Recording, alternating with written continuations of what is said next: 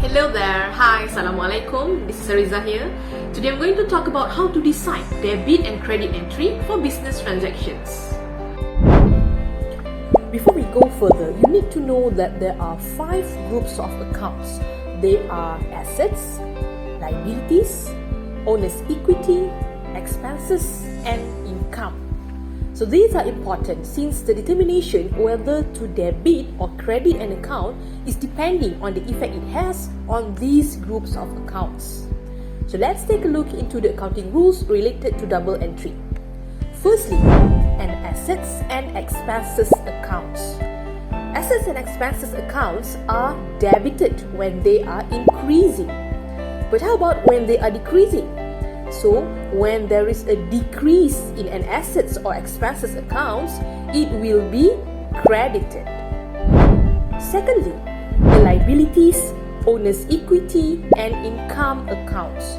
So these 3 accounts are credited when they are increasing. How about when they are decreasing? So when there is a decrease in these 3 accounts, it will be debited. So these accounting rules are related to accounting equation. So later, we'll see on how accounting equation works. The accounting equations. The accounting equations shows the relationship between the left side assets and the right side liabilities plus capital. There is 2 effects in every transaction.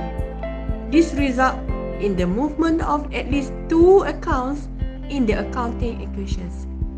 The amount change in the left side is always equal to the amount change in the right side.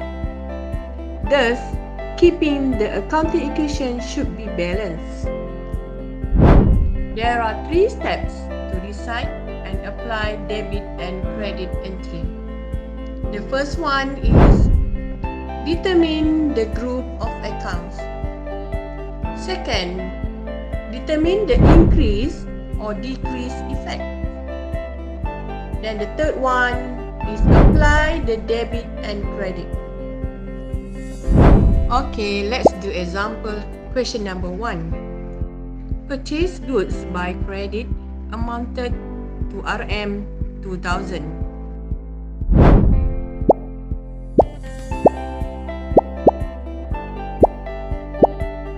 The first step, determine the group of accounts.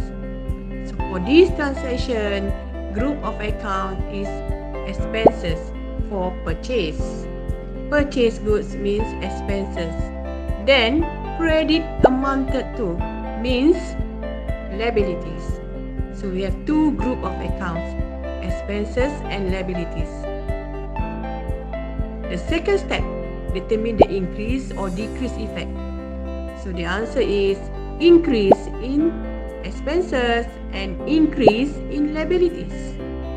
Step number 3, apply the debit and credit. So debit for purchase, then credit for creditor, Rm 2,000.